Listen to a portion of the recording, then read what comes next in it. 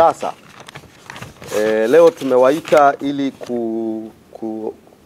kuwajulisha Watanzania mambo kadhaa ya muhimu, lakini jambo kubwa sana ni kwamba tarehe 23, kuanzia tarehe 23 mwezi wa 3, siku chache kutoka leo, viongozi wakuu wa chama rasmi sasa tutaanza ziara ya mikutano ya hadhara nchi nzima tarehe 23. Na katika kalenda yetu ya mipango, kwa jinsi tulivyopanga, tutaanzia rasmi kanda ya Nyasa na mkutano wetu wa kwanza ambao utawahusisha viongozi wakuu wote, wenye viti wa mabaraza yetu ya chama, wazee, wanawake na vijana, wajumbe wa kamati kuu, secretariat. Mkutano wetu wa kwanza tutaufanyia katika jiji la Mbeya tarehe 23. Utakuwa ni mkutano wa kwanza toka viongozi wakuu tumechaguliwa na wanachama wa chama hiki nchi nzima. Uchaguzi uliofanyika tarehe 22 Januari. Unaweza ukaona hapa katikati ni takriban siku 60 toka tumechaguliwa mpaka siku ambapo viongozi wakuu wataanza ziara ya mikutano ya hadhara. Sasa hapa katikati tulikuwa na mambo mengi ambayo yalihitaji viongozi wakuu kuketi, kuyatafakari na kuyafanya kimkakati kabisa. Kwa hivyo mara tu baada ya kuchaguliwa tulikuwa na retreat ya viongozi wakuu, wajumbe wa kamati kuu, secretariat. Tulijifungia kwa siku takriban 6 pale Bagamoyo. Na katika kujifungia kule ilitupelekea kutengeneza mpango kazi wa chama baada ya kuwa tumeyapokea maazimio ya mkutano mkuu uliotuchagua pamoja na baraza kuu. Ilibidi kutengenezea mpango kazi, na kikao cha Bagamoyo kilitupa maeneo makuu matatu ya kufanyia kazi. Eneo la kwanza, kupigania na kuyatafuta mabadiliko, na hivyo tulitengeneza mpango kazi wa operation vuguvugu letu ambalo tunalita no reforms no election. Bila mabadiliko hakuna uchaguzi. Kwa hivyo tulikubaliana kwa pamoja kwamba tutayapigania mabadiliko mpaka tuyapate. Jambo la pili ni stronger together. Viongozi wakuu na kamati kuu tulikubaliana kwamba tunahitajiana wote, tumemaliza uchaguzi, tunahitajiana wote, na hivyo tunahitaji kuponyeshana majeraha. Kwa hivyo tulijifungia na tukatengeneza mpango, na hivi majuzi kwenye kikao cha kamati kuu ya juzi tumeunda caucus ya wazee ambayo itatuongoza sasa kwenye kuratibu swala la kuponyana majeraha. Na jambo la mwisho ambalo katika matatu ambayo ndani ya kipindi hiki tulikuwa tunafanyia kazi ni chama kiendeshwe na wanachama. Chama kiendeshwe na wanachama, kwa maana wanachama wakichangia chama chao, Watanzania wanaopenda mabadiliko wachangie chama chao. Kwa hiyo kupitia eneo hili tukaanzisha program inaitwa Tone Tone, ambayo Watanzania wameitikia na wameipokea kwa nguvu sana. Lakini pia ndani ya hizi siku 60 tumefanikiwa kuunda secretariat ya chama kwa maana ya wakurugenzi. Hivyo tuna wakurugenzi wapya tayari wameshaanza kutimiza wajibu wao.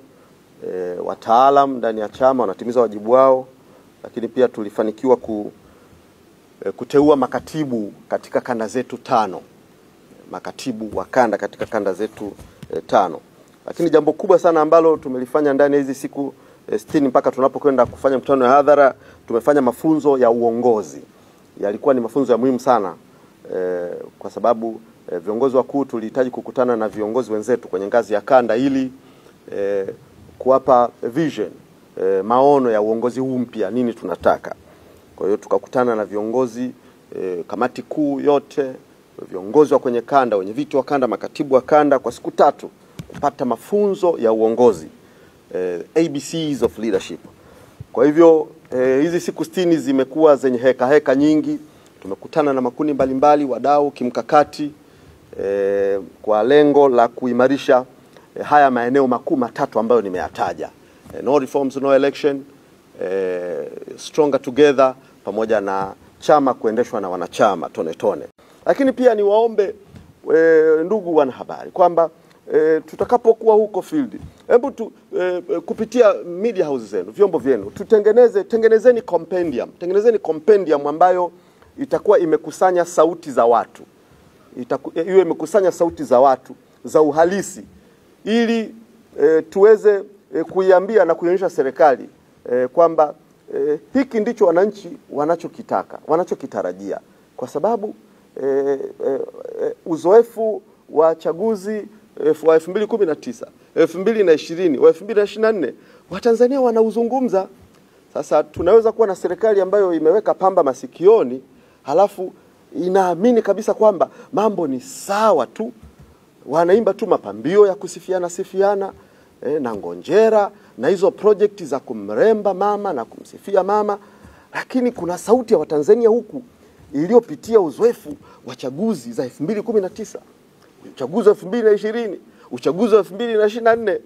Sasa tengenezeni compendiums, unganisheni hiyo sauti za watu wanavyosema, wanavyozungumza, ili serikali ione na tuhabarishane. Lengo letu ni nini? Lengo letu tunatamani yafanyike mabadiliko katika mifumo ya uchaguzi, ili mwisho wa siku tuwe na chaguzi zinazoaminika, zilizo za haki, zilizo za wazi. Ukiwa na dosari kwenye uchaguzi, unatengeneza mazingira ya hatari sana ya watu mwisho wa siku kuamua tu kwa hasira, kuchukua hatua ambazo zitatupeleka pabaya sana. Kwa hiyo kelele hii ni ya faida kwa taifa. Hii ni kelele ya uponyaji, ya tahadhari. Ni kelele ya tahadhari kwamba sisi kama Watanzania ambao tunapenda taifa hili, hatutamani tufike mahali ambapo tunaona kuna dalili za sisi kufika. Kwa hivyo tunaieleza serikali wana wajibu wa kusikia hiki tunachokisema. Sio kwa faida ya Chadema, ni kwa faida ya taifa hili.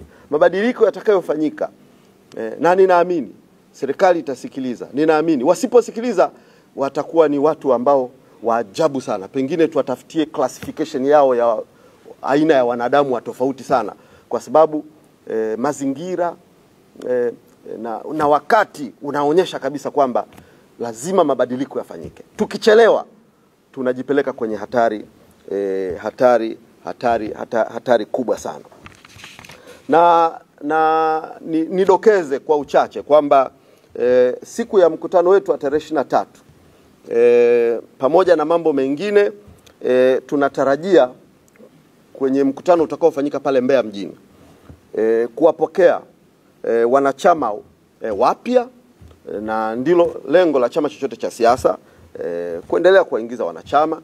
Kwa tunatarajia kuwapokea wanachama wapya, lakini pia tunatarajia kuwapokea waliokuwa wanachama wetu zamani, sasa wanarejea tena. Sasa tutawaona hao waliokuwa wanachama wetu. Wengine walikuwa wanachama waandamizi sana. Kwa hiyo siku ya tarehe 23 pale Mbeya mjini, tutakuwa tunawapokea na watakuwa wanarejea rasmi kama wanachama wa Chama cha Demokrasia na Maendeleo, Chadema.